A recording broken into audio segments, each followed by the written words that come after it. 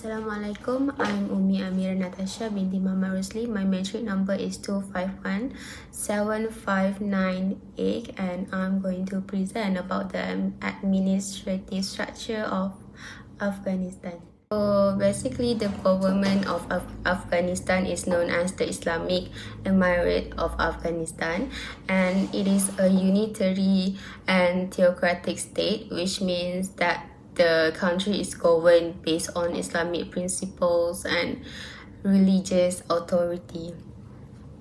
And on top of that, the political system is structured according to Sharia law, and most of the power is concentrated in the hands of the supreme leader. And the supreme leader is also the head of the state, the commander-in-chief, and also the religious leader in the country. And also, the judiciary system in Afghanistan is complex and still evolving, and it plays an important role in maintaining law and order.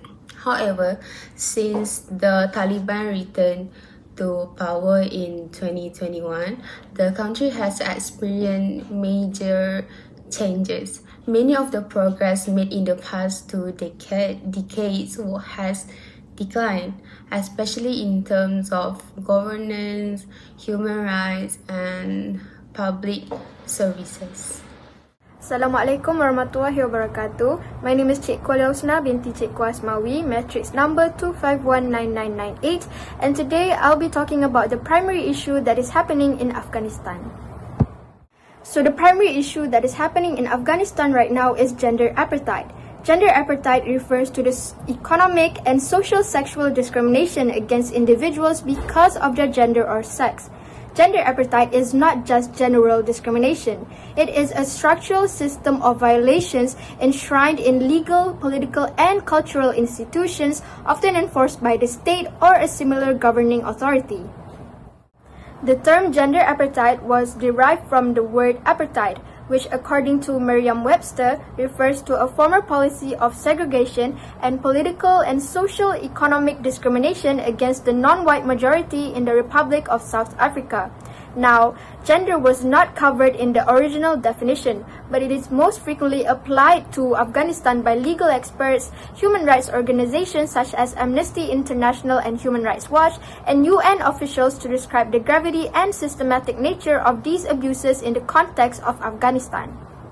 Existing international law such as the Rome Statute of the International Criminal Court (ICC) recognizes apartheid as a crime against humanity but not as an international crime. They do, however, recognize gender persecution, which is the intentional and severe deprivation of fundamental rights based on gender, and has issued arrest warrants for Taliban leaders based on these charges.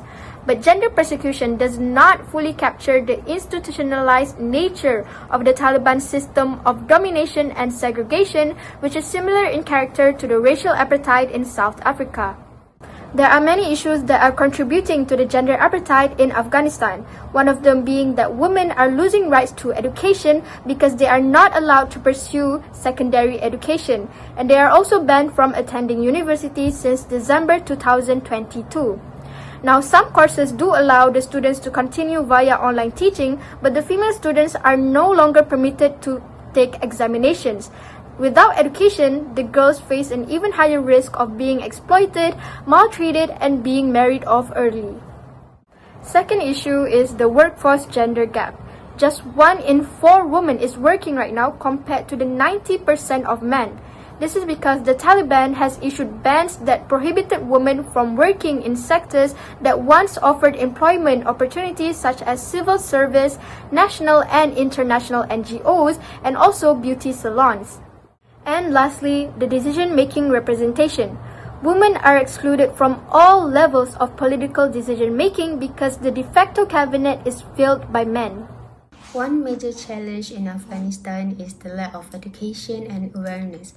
Many girls are not allowed to continue school after grade 6, so they miss the opportunities to learn, and most children also struggle with basic reading skills such as reading the simple thing because schools do not have enough resources or like the trained teachers, and this makes it hard for the country to build a strong and fair Islamic administration, since education is important for understanding values, rights, and responsibilities.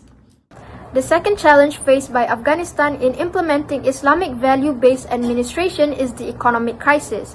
The Afghanistan government budget relies heavily on foreign aid or assistance, but the Taliban takeover in 2021 caused US troops to exit the country. This reduced funding by the United States, which was Afghanistan's largest donor, and also by other Western countries. Soon, the government ran out of money to pay people's salaries, which eventually led to the majority of Afghans living in poverty. The 2025 Global Multidimensional Poverty Index (MPI) by the United Nations Development Programme (UNDP) reported Afghanistan of having a 0.360 rate, which is the higher it is to 1, the greater the level of poverty that the country is experiencing. And extreme poverty can lead to corruption and black market activities, which goes against the Islamic values of adil, which is justice, and amanah, which is trust. That's all from us. Thank you very much.